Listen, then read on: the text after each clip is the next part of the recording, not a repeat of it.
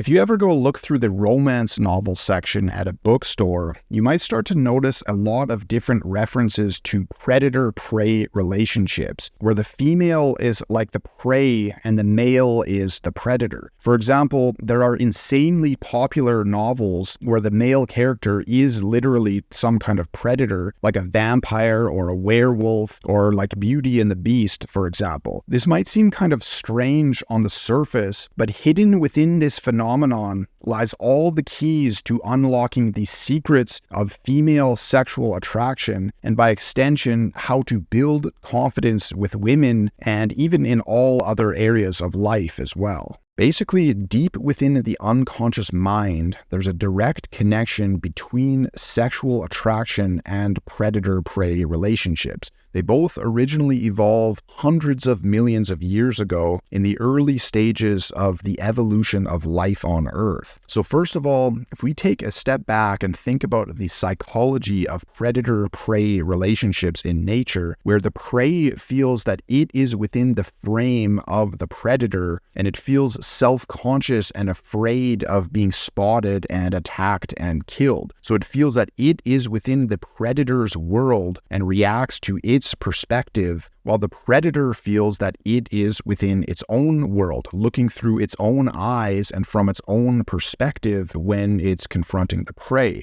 And this very basic and primal psychology has evolved over hundreds of millions of years to take on many different forms. For example, with dominance hierarchies in the animal world, where one animal will feel that it is within the frame of a more dominant animal and react submissively towards it, whereas the dominant animal is not suppressed like that, and so it's more free to express itself and exert its influence over others. And this has evolved even further within human society and human psychology to become intertwined with the way that we feel we fit into the social world around us. So basically, whenever you interact with any other person or group of people, or when you're confronted with any kind of social pressure, underneath the surface, there's always a sort of frame battle going on, where it's your frame of reality versus the opposing frames of other people. So either you feel that you are within their world and their frame, and you're sort of self-conscious about what they think, and you react more to their perspectives and opinions and judgments than they react to you, or you feel that they are within your frame and your world, and they react more to your judgments and opinions,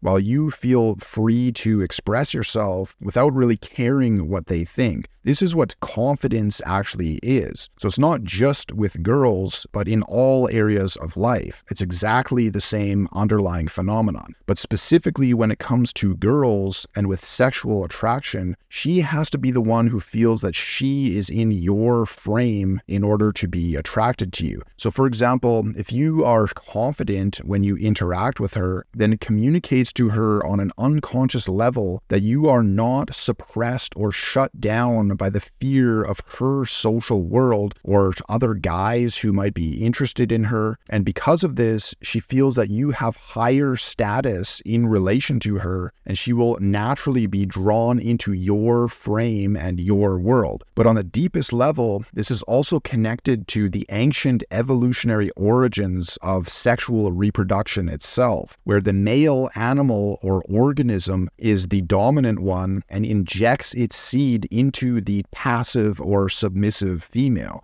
All this other stuff to do with society and status and competition with other men, all of that is just layers added on top of this core sexual reproductive instinct at the center of all of it. So this comes from a very ancient primordial psychology, and it's connected to the deepest and most animalistic layers of our unconscious mind. And it's still there underneath the surface in any kind of sexual interaction. So basically what this means means is that she has a need to feel that she is in your frame in order to be sexually attracted to you. And on the deepest level, and especially when it comes to sex, this is very primal and animalistic. And just to be clear, this is not in a creepy way, but basically what it means is that you need to have that kind of ferocity inside of you in order to be able to protect her and be able to pass on the kind of genes to her children that are going to help them survive. And this is communicated to her through your confidence and your dominance in relation to her when you interact with her. So it's this relationship between predator-prey psychology and sexual attraction, which is the reason why girls are attracted to dominance and bad boys and the kind of predator-prey type references in romance novels that we were talking about earlier. So these romance novels are really like an outlet for her to experience these deeper animal emotions and sexual instincts. And you can almost think of these kinds of stories as a metaphor for the type of desires that she experiences and feels in real life underneath the surface of any kind of interaction that involves sexual attraction. Just to give a specific example, if you make eye contact with a girl, she needs to feel that she is in your eyes in order to be attracted to you. And again, not in a creepy way, but in a way where you're making contact with these deeper layers of her mind and riling up these deeper animal and sexual instincts and desires. And this feeling can be quite intense. It's something that you both feel, it's like the same part of you that feels fear and is connected to these more primal emotions and instincts is also connected to the feeling of raw sexual attraction. And you can feel this very strongly, especially through eye contact. One of the deepest feelings of connection that I've ever had with a girl was one time with my ex-girlfriend. We were just sitting on my bed, facing each other, not saying anything, just looking into each other's eyes for like 10 or 15 minutes. It was a deeper and more intense connection even than having sex with her, because it's connected to these deep, raw animal emotions that are riled up through eye contact. So it's like a deeper part of me and a deeper part of her were exposed and connected with each other in a very raw way. It's kind of hard to explain, but it's an experience that I'll always remember. And in general, eye contact is the way to start tapping into these kinds of deeper emotions and instincts inside of yourself so that you can start bringing this part of yourself into the world and into interactions with girls. And actually, this kind of initial connection that you form with a girl through eye contact is really what leads towards sex. So if you can maintain this same underlying animalistic kind of sexual connection between you and her that goes on underneath the surface, then you can move things towards actually becoming sexual, where the underlying tension that builds up between you and her actually plays out in reality in actual sex. But if this connection is broken, like if she gives you different kinds of tests and challenges and you start reacting to her frame, then you're going to lose this underlying connection and polarity, and she's no longer going to feel that she's in your frame, and she's going to completely lose attraction to you because you no longer have that underlying sort of sexual dominance. If you want to go a lot deeper into this and learn how to tap into these deeper emotions and build up the kind of deep inner confidence that is connected to this, then just click on the link in the description. And other than that, I will talk to you in the next video.